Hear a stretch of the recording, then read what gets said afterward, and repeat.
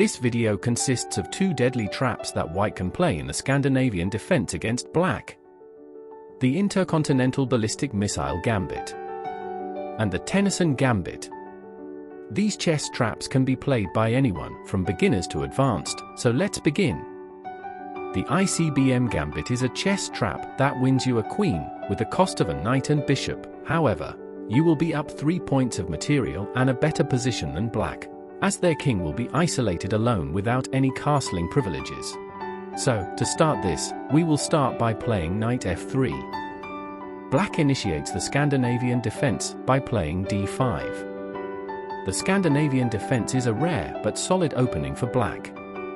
As white, many people's first move is e4, after which black gives a pawn by playing d5. If white takes that, the black queen will take it back and white will suddenly have an open king on the e-file.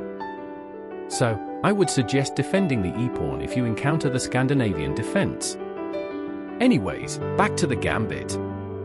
After black plays d5, we will now play e4, gambiting a pawn. After black takes, we will attack the pawn by playing knight g5. Black's first instinct is now defending the pawn with their knight by playing f6.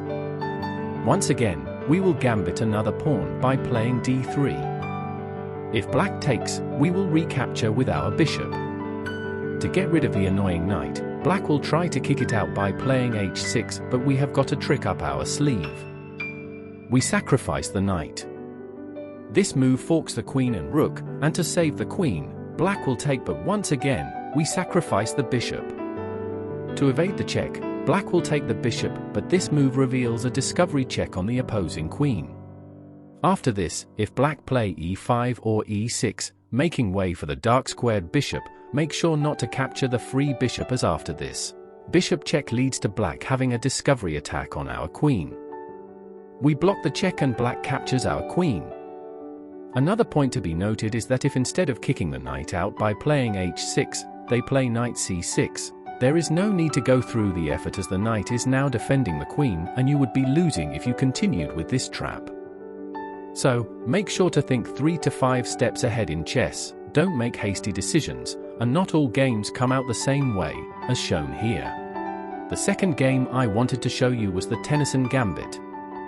This gambit wins the game and gives you the sensation of a queen sacrifice. So, to begin we will play e4.